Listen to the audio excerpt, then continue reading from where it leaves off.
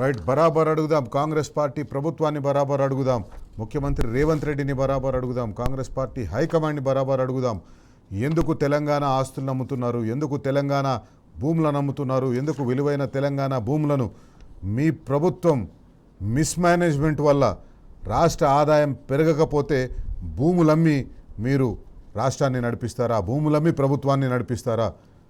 ఒక ఇల్లు తెలంగాణలో మనం చూస్తాం, భూమి చాలా విలువైనది. ఎన్ని కష్టాలు వచ్చినా భూములు మాత్రం అమ్మరు. కానీ ఈ రాష్ట్ర ప్రభుత్వం మాత్రం విచ్చలవిడిగా భూములను అమ్మేస్తుంది. ఏ భూమి దొరికితే ఆ భూమిని అమ్మేస్తుంది. పేదల దగ్గర నుంచి స్వాధీనం చేసుకున్న భూములను అమ్మేస్తుంది. దళితులకు వ్యవసాయం చేసుకోవడానికి ఇచ్చిన భూములను స్వాధీనం చేసుకొని ఆ భూములను కూడా అమ్మే ప్రయత్నం చేస్తుంది. అందుకే బరాబర్ అడుగుదాం, ఎవరి సంక్షేమం కోరి మీరు ఈ భూములను అమ్ముతున్నారు? సంక్షేమ పథకాలను అమలు చేయడం చేతకాక భూములను అమ్మి పైసలు తీసుకొస్తున్నారు. అవి సంక్షేమ పథకాల కోసం ఇస్తారా అంటే అది కాదు, మీ జేబులు నింపుకోవడం కోసం, మీ రియల్ ఎస్టేట్ ల్యాండ్ బ్యాంక్ని పెంపొందించుకోవడం కోసం, మీ బేనామీలని రంగంలోకి దింపి ఆ వేలాల్లో ఆ భూములను కొనే ప్రయత్నం మీరు చేస్తున్నారు. అందుకే బరాబర్ అడుగుదాం. ఓ నరసింహారెడ్డి గారు, బీఆర్ఎస్ పార్టీ సీనియర్ నాయకులు మనతో ఉన్నారు. నరసింహారెడ్డి గారు, భూములను అమ్మే ప్రక్రియని ప్రభుత్వం ఎక్కడ కూడా ఆపుతున్నట్టు కనిపిస్తలేదు. కొత్తగా ఎట్లా భూములను అమ్మాలని చూస్తున్నారు. ఇప్పుడు తాజాగా హిల్ట్ భూములని మనకు తెలిసిందే, ఒక దాదాపు 1,00,000 కోట్ల రూపాయల స్కామ్ అది మనం చెప్తాను.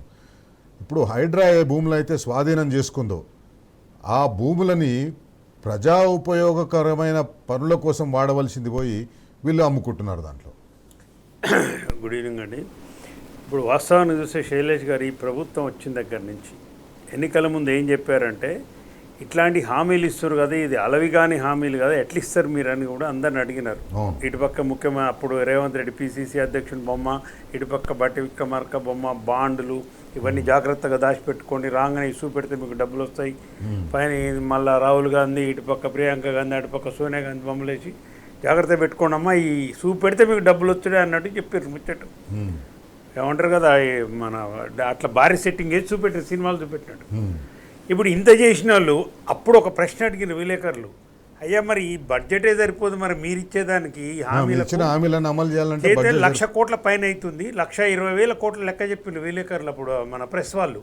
మరి 1,20,000 కోట్లు ఎక్కడి నుంచి తెస్తారంటే ఆదాయ వనరులు ఎట్లా సమకూర్చుకోవాలో మాకు బాగా తెలుసు, అవన్నీ బయట చెప్తాం మేము అంటే బట్టి విక్రమార్క గారు, రేవంత్ రెడ్డి గారు అప్పుడు జవాబు చెప్పారు. ఇది ఆదాయ వనరు, ఏది ఆదాయ వనరు నాయన ఇదా అని నాకు ఇప్పుడు అనుమానం వస్తుంది. ఇప్పుడు పత్రికలు ప్రశ్నించాలి, జెన్యున్గా అడగాలి. డబ్బా కొట్టుడు కాకుండా ఒట్టిగానే డబ్బా కొట్టుడు కాదు. ఇప్పుడు ఈ అంటే భూములు అమ్మి మీరు పోనీ భూములు అమ్మి కూడా ఇవేమన్నా ఇస్తున్నారా? హామీలు ఇవ్వట్లేదు. పోనీ ఒక 10 ఎకరాల భూమి అమ్ముతున్నాం పోయి రైతు బంధు ఇస్తాం అంటే బరాబర్ ఓకే. రైతు 10 ఎకరాలు అమ్ముతున్నాము, 200 కోట్లకు ఎకరం వచ్చింది, 100 కోట్లకు ఎకరం వచ్చింది, మహిళలకు 2,500 బాకీ పడ్డం మా తప్పైంది, ఇప్పటికీ 3 సంవత్సరాలు అయిపోయింది అయ్యా, అమ్మ క్షమించండి మా సోదరి మళ్ళారా, ఇప్పటికైనా ఇచ్చేస్తామని చెప్పి బాకీ ఇస్తున్నావు, అది లేదు. నిరుద్యోగ భృతి 4,000 ఇస్తామో తప్పైంది, చంపలు వేసుకుంటున్నాం, ఇవో గీడ అమ్మి గీడు ఇస్తున్నాం బయట.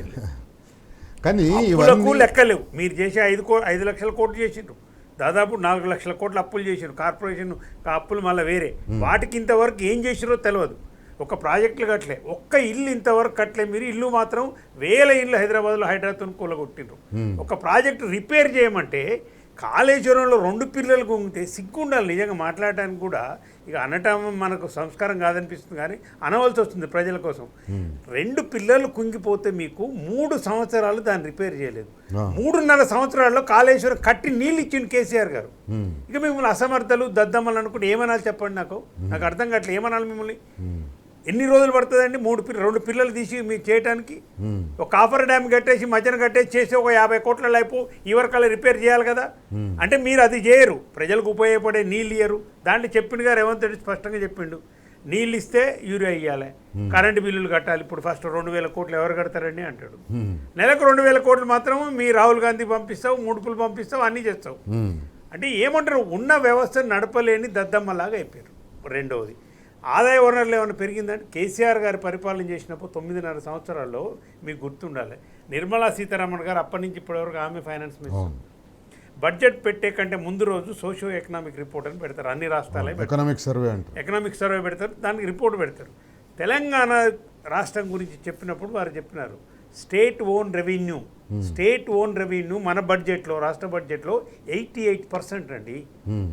అన్ఇమాజినబుల్. పెద్ద పెద్ద రాష్ట్రాలు గుజరాత్, మహారాష్ట్ర, ఈ మధ్యప్రదేశ్ ఎప్పుడో ఏర్పడే రాష్ట్రాలే కూడా 60%, 55% దాటదు. ఇక్కడ వనరులను సమకూర్చుకొని కేంద్రము సహకారం చేయనప్పటికి కూడా బీజేపీకి ఇష్టం లేకుండా చెప్పవలసి వస్తుంది స్టేట్ ఓన్ రెవెన్యూలో తెలంగాణ నెంబర్ 1 ఉందని, పవర్ యూటిలైజేషన్లో నెంబర్ 1 ఉందని చెప్పవలసింది. పర్ క్యాపిటల్ ఇన్కంలో ఆ రోజులో 3,50,000 ఉందని చెప్పింది, 1,14,000 నుంచి. జిఎస్టీపీ 5 లక్షల కోట్ల నుంచి 15 లక్షల కోట్ల చేరిందని చెప్పిండ్రు. ఇవన్నీ ఇప్పుడు 9.5 సంవత్సరాలు జరిగింది. విధ్వంసమైన రాష్ట్రాన్ని ఎట్లా ముందుకు తీసుకుపోవాలని ఒక ప్రయారిటైజ్ చేసుకొని ప్రాధాన్యత క్రమం నిర్ణయించుకొని దాని ప్రకారం దాన్ని ఇటుక పేర్చుకుంటూ దగ్గరుండి కేసీఆర్ గారు ఆలోచనలు చేస్తే అట్లా చేసారు. క్యాబినెట్లు మంత్రులకు కూడా అదే చెప్పేది. మనం కూడా విన్నాం కదా, క్యాబినెట్లో ఏమి జరిగే నిర్ణయాలు ప్రజా నిర్ణయాలే జరిగేది. మీలాగా అధికారులు లేకుండా క్యాబినెట్ మీటింగ్ పెట్టుకొని ఉత్తమ్ కుమార్ రెడ్డి నాకు 25% ఇస్తాంటే నువ్వు ఇయ్యలే కదా, పలానా ప్రాజెక్టులు రాలే కదా, డక్కన్ సిమెంట్లో 100 కోట్లు దుబ్బినావు, నాకెందుకు ఇయ్యలేదు, ఇది కదా మీరు పెట్టుకున్న పంచాయతీ. ఏముంది క్యాబినెట్లు ఇవ్వాలా? కేటీఆర్ గారు చెప్పినట్టు ఈ సర్కార్ నడుస్తలే, ఈడ మొత్తం సర్కసే నడుస్తుంది. ఇప్పుడు 79 సార్లు 80 సార్లు ఢిల్లీ పోయాడు ఒక ముఖ్యమంత్రి. మళ్ళీ ఈ రోజు కూడా పోతున్నాడు. పోనీయండి, మీరు అంటారుగా రాష్ట్ర ప్రయోజనాలు చెప్పు. నువ్వు 80 సార్లు పోయిన సీఎం గారు ఒక 80 బుడ్డ పైసలు అన్నీ ఏమన్నా అక్కడి నుంచి నిధులు తెచ్చినవా? మొన్న కేటీఆర్ గారు పోయి అశ్విని వైష్ణవ్ గారిని కలిస్తే వారు స్పష్టంగా చెప్పిండ్రు రాష్ట్ర ప్రభుత్వం కోఆపరేట్ చేయట్లేదండి, మిమ్మల్ని ఏం చేయమంటారు, లెటర్లు రావట్లేదు, ల్యాండ్ ఎక్విజిషన్ ఇవ్వట్లేదు, రైల్వే ప్రాజెక్టులకు సంబంధించి కావాల్సిన మ్యాచింగ్ గ్రాంట్ కడతలేరు, మేము ఎట్లా తీసుకుపోవాలి కేటీఆర్ గారు అని వారు అన్నారు. ఐటీకి సంబంధించి కూడా అదే.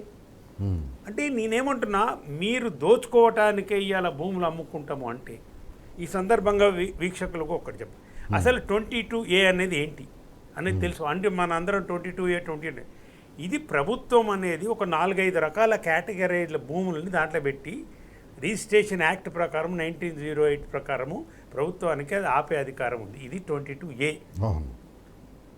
నీ భూమి నా భూమిని గుంజుకొని కూడా నువ్వు 22Aలో పెట్టడానికి లేదు. అది లేదు, యాక్ట్ స్పిరిట్ కాదు అది. వక్తు భూములు కావచ్చు, గవర్నమెంట్ ల్యాండ్స్ కావచ్చు, అసైన్ ల్యాండ్స్ కావచ్చు, ఇవన్నీ ప్రభుత్వానికి ఉండేవి. ఇప్పుడు ఉన్న భూములలో ప్రభుత్వ భూములు ఉంటాయి కదండి, ఆఫీసులు ఉంటాయి, మిగతాయి ఉంటాయి, స్కూల్స్ ఉంటాయి, మైదానాలు ఉంటాయి.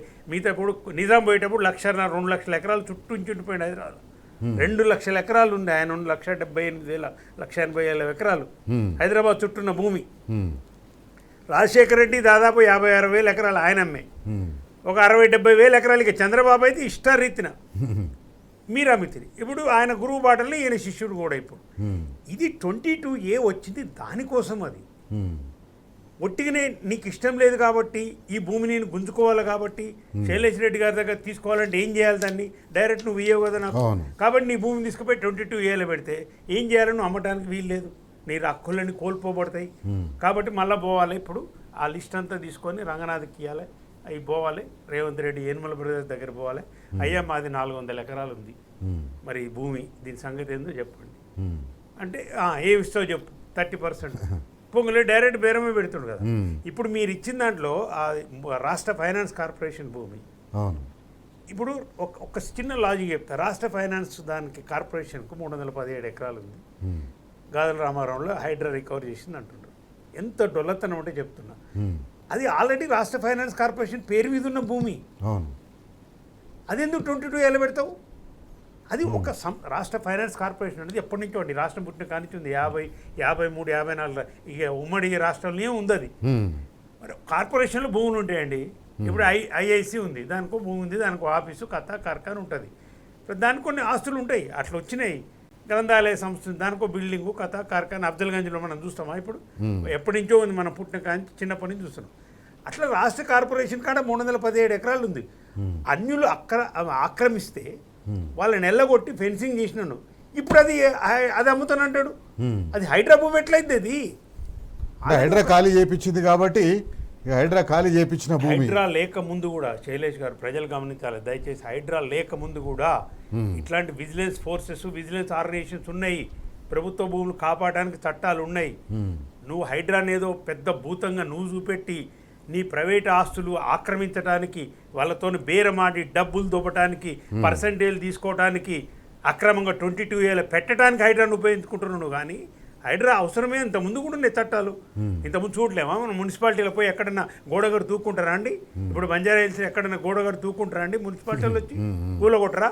ఇప్పుడు కేబీఆర్ పార్క్ ఉంది, మన పక్కనే ఉంది. కేబీఆర్ పార్క్లో ఒకటి తగిలి పక్కన బిల్డింగ్ కట్టుకుంటూ పోతుంటే ఊకుంటుందా? మున్సిపాలిటీలో ఊకుంటారా? రెవెన్యూ ఊకుంటారా? కాబట్టి నువ్వేదో హైడ్రాని అంటే హైడ్రా నీ కోసం పెట్టుకుంది అది. నువ్వు నెల నెల ముడుపులు చేయించడానికి. ఇప్పుడు ఏందండి, బుధవారం బేస్తవారం కాగానే శుక్రవారం పొద్దున మీటింగ్ రంగనాథ్ గారితో, రేవంత్ రెడ్డి గారి మీటింగు, అందరు మీటింగ్.